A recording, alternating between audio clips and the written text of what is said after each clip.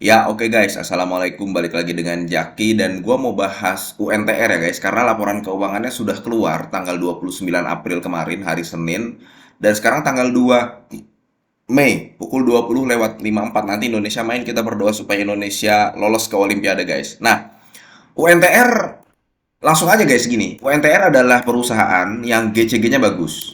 Ya, Astra, Astra Grafia, Astra Glostaria dan Astra anak-anaknya itu adalah eh, perusahaan yang GCG-nya bagus, ya. Itu udah jadi kata kunci kita, guys. GCG-nya bagus. Nah, apa kaitannya GCG dengan saham dan dengan kinerja? Jadi gini, guys, kalau GCG-nya bagus, kita udah nggak perlu repot, guys. Nggak perlu repot ngitung yang ribet-ribet. Karena biasanya, meski pendapatannya naik atau turun kan wajar ya, tergantung dari industri perusahaan tersebut. Dan UNTR ini kaitannya industrinya dengan batu bara. Betul, dia betul distribusi alat berat gitu ya. Tapi alat berat itu sangat berkaitan dengan batu bara, dengan pertambangan. Kemudian dia juga ada nikel, dia akuisisi dan ada entitas asosiasi di Australia.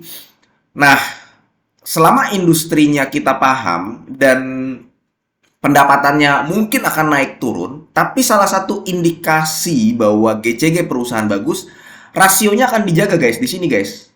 Itu aja guys. Nah, sekarang tahun 2020 dan 2021 ini kan situasi abnormal.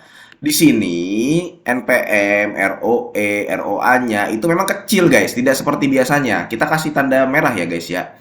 Tapi kalau kita lihat dari net profit marginnya, dari ROE-nya dulu deh tuh. ROE-nya gini nih. Dia average-nya selalu dijaga di angka 20%. 20%, 19%, 24% kalau situasinya sedang peak ya. 26 dan 21. Ya katakanlah di 19% lah ROE-nya. Paling buruk. ROA-nya juga selalu dijaga guys tuh. 11%, 10%, 9%. Ini 6% dan 9% nggak usah dianggap ya, karena ini pandemi guys.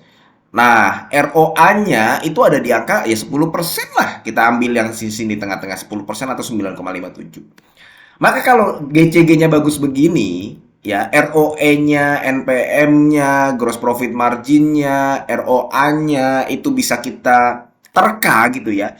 Maka ya kita tinggal raba saja gitu. Kalau misalkan ROA-nya kita anggap bahwa dia paling buruk aja mendapatkan 9,57% dari yang asetnya sebesar 161 triliun, ya, ya dia sudah bisa mencapai EPS 4.100. Ini dengan kondisi return on asetnya rendah loh guys, 9% seperti tahun 2018.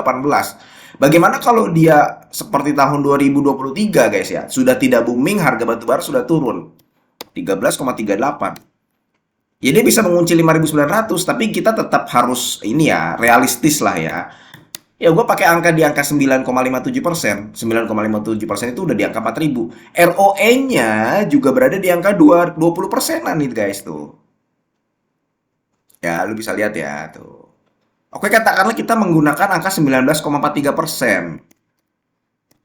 Ya dia sudah mengunci angka 4.400. Nah, sekarang berarti kan kita udah dapat angkanya nih, potensi EPS yang bisa kita kunci. Ini EPS yang bisa kita kunci dengan kemungkinan terburuk ya guys ya. Sekarang harga UNTR berapa? Harga UNTR di angka 2.400, 24.000, sorry, 24.300. 4.000 nih ya. Kemudian kan dia membagikan dividen yield biasanya 40%. Nah, itu juga bagus ya guys. Itu salah satu indikasi di mana GCG-nya bagus. Dia membagikan dividen payout ratio biasanya 40%. Artinya dalam satu tahun biasanya dia membagikan 1.600. Itu dengan kemungkinan terburuk. 1.600 dibanding harga sahamnya kali ini ya guys, 24.000, 24.300. Itu ada di angka 6,5%, yieldnya 6,5%. 6,5%. Nah, kemudian ini guys, kemudian kan besok kumdet nih guys ceritanya, kumdet. Kalau misalkan lu beli di hari esok, hari Jumat, itu lu masih bisa dapat dividennya. Bang, bagaimana apakah gua masuk besok? Ya lu bisa lihat guys, lu besok dapat dividen, kemudian lu juga masih bisa berpotensi dapat dividen yieldnya dalam satu tahun ke depan, paling buruknya setidaknya 6,5%. Paham ya kata-kata gue guys ya. Nah bang, bagaimana kalau misalkan gue turun dan gue masuk di hari Senin ketika ex-date-nya? Biasanya turunnya saham itu ketika sudah ex-date itu mengikuti jumlah DPS-nya. Kalau DPS-nya itu DPS-nya berapa sih? 1.500 ya. Lalu tinggal kurangi 24.300 dikurang 1.500-an. Maka dia akan turun guys di angka 22.000. Nah, kan pertanyaannya balik lagi, Bang, kalau 22.000 apakah gua masuk aja, Bang, ataukah gimana nih pas lagi ex-date? Ya kalau misalkan lu beli di angka 22.000, lu nggak dapat dividennya, ya mungkin lu juga nggak akan mengalami floating loss. Cuman lu masih bisa berpotensi dapat dividen, yieldnya dalam 1 tahun ke depan itu di angka 7%. Kalau lu masuk di ex-date.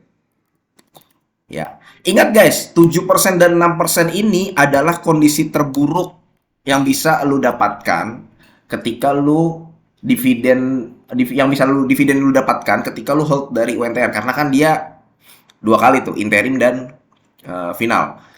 Belum termasuk kalau harga batu baranya naik, kalau asetnya makin tinggi. Dia nggak mungkin di angka 161 triliun terus guys. Coba lu lihat dari tahun 2018, dia asetnya cuma 116, sekarang sudah 161. Tahun 2018 dia ROE-nya cuma ekuitasnya 53 triliun, sekarang udah 85 triliun. Jadi angka yang lu bisa dapatkan dari UNTR selama 1 tahun dari yieldnya ya, dengan kondisi di mana harga batu bara dan industri pertambangan serta industri alat beratnya tidak turun, kemungkinan kecil sih turun sih ya, karena industri pertambangan akan selalu ramai. Nah, lu bisa dapat segini, belum termasuk kalau ada kenaikan aset, belum termasuk kalau ada kenaikan ekuitas, dan belum termasuk apabila ada booming komoditas lagi.